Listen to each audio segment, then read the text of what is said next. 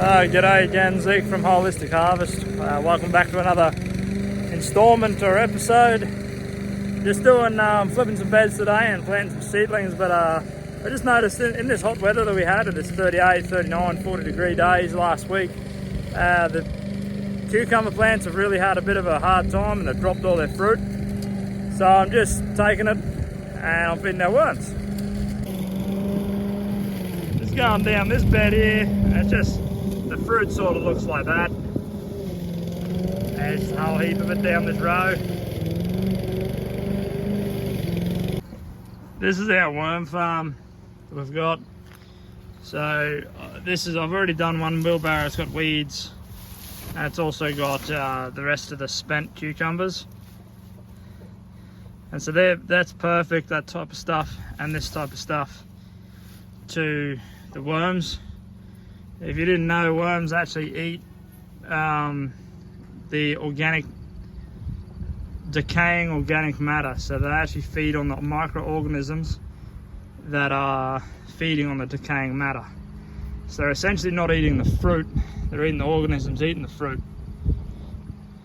So in this one we've got red wriggler style worms, and they will populate this area depending on how much food you give them and depending on the weather.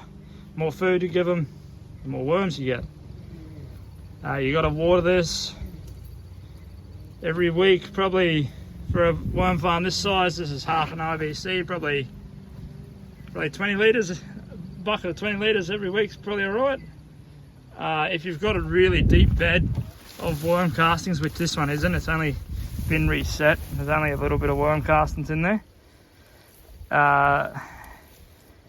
You can't add more water to this to get more worm juice to spray on your plants, but if this was almost full and we're ready to harvest it, we could really make like what comes out essentially a compost tea full with humic acid. So we could potentially add more water in that situation. But for now, while it's building, weeds, food, microorganisms, and worms make humic acid and worm castings, vermicompost, and we just add 20 litres a week. And part of the daily chores or just things that we have to do every day, this bed of beetroot, these two beds you can see with the new mulch on, they got weeded and it's just disturbed a lot of the mulch, so I'm just putting it back on top. This is just hay mulch. It's Rhodes grass, comes in a big round 4x4 bale. We just use the lawnmower and the catcher, just make it a little bit easier to use, and you can put it on thick, thin, whatever. It breaks down a little bit quicker, which is good for the ground. So I'll go through and I'll put this on what we've weeded, which is all this we've done in the last day or so. The plantings, see a planting there of capsicum, the bigger capsicums in the back, and in the foreground here you can't see them, they're only small transplant seedlings. Well, this bed here that I'm just seeding in it, not seeding, sorry, I'm just mulching. We just dropped some seedlings of okra in. So we weeded, we threw the seedlings in, added a little bit of rock mineral, and now I'm just mulching it.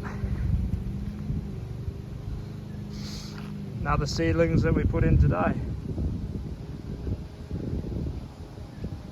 And I got those ones there.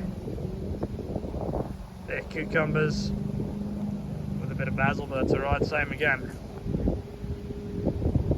Same process.